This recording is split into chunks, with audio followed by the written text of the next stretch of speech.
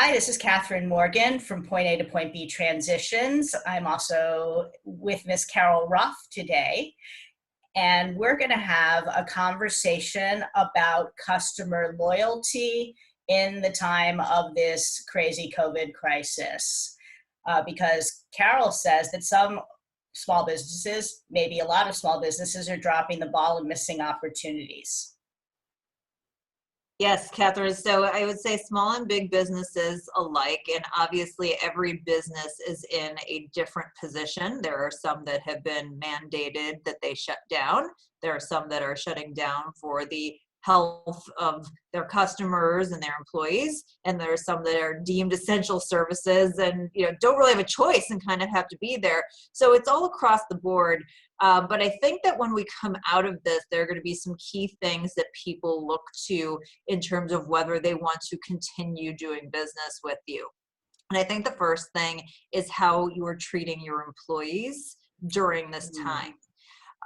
It is a really difficult time, and I think that those businesses that are making it clear that they are prioritizing their employees in whatever way they can, and obviously that's going to be different depending on your own situation, but I got an email from one of my favorite restaurant groups that was doing a relief fund for their workers because obviously people can't we can't go into their restaurants anymore. Right. And they have themselves donated $1 million, not something that, again, every small business owner can do, but even if you donated $100 and got it started and gave your customers a mechanism to help out, that makes me feel like this is a company that really cares about their employees, and I wanted to help because I go there a lot.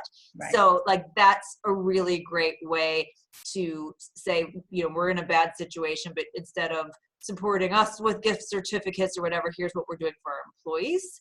And so I think that the way you treat your employees and the way that you're communicating that to your customers, and even providing opportunities for them to help, this is the way to create some great connections and loyalty. And I think coming out of this, people are going to be super sensitive to that.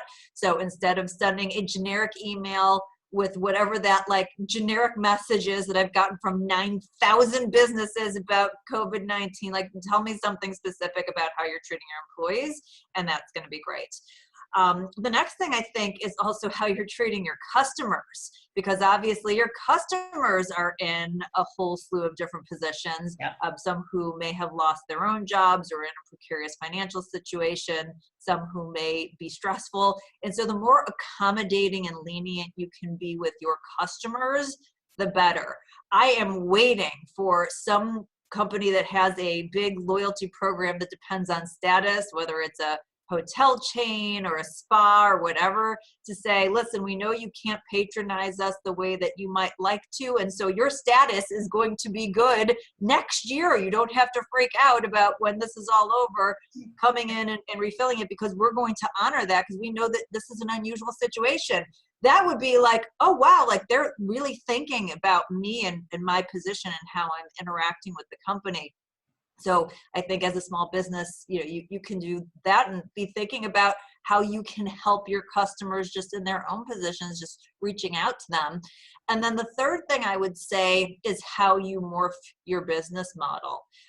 There are lots of opportunities that are weird that have popped up here, and it may not be core to what you do, but if you have people who have some extra time and you have some extra time, think about, is there anything else you could be doing for and with your customers, particularly remotely, that may be related to your business or may not be related to your business, but at a minimum it will be helpful to them, it will preserve loyalty, and at a maximum it may actually help you get some additional dollars through the door and keep some people on the payroll.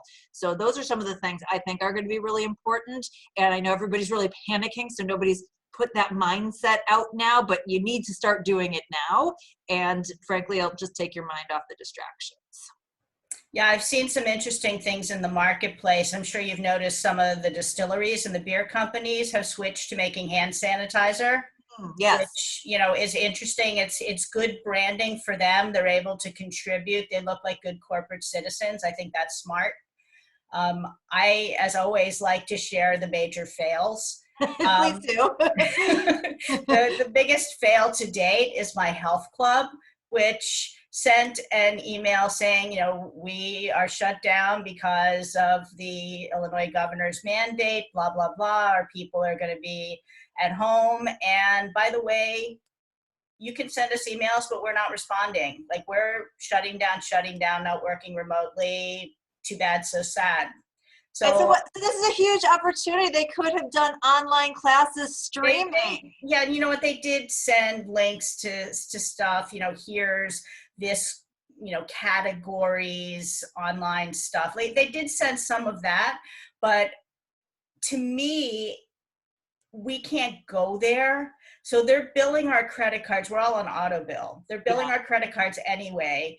A lot of us are under financial stress, and we can't use the system anyway. We can't go in there anyway. They should have automatically frozen our accounts. So God forbid you actually wanted to freeze your account.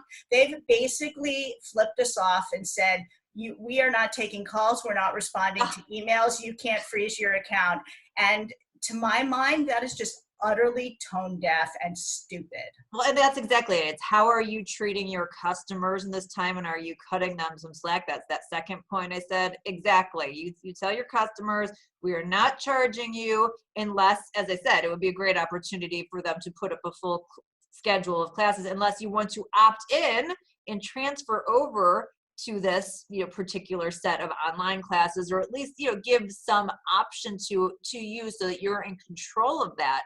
But that's not good, and that's going to impact whether you want to continue to do business with them. And so instead of potentially losing a month or two of revenue and keeping the long-term client, they're going to end up losing a lot of clients long-term, I would bet.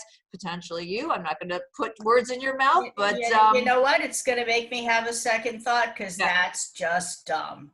It is. Ugh, hate it. Ugh. So yes, don't be Catherine's Jim. Be creative. Think about your employees. Think about your customers, and think about, you know, those little touch points that you can do to preserve loyalty. And you know, any content, anything that you can do to just create that connection in a very positive, authentic way, I think is really going to be appreciated by people coming out the other side. I couldn't agree more. Thank you so much, Carol.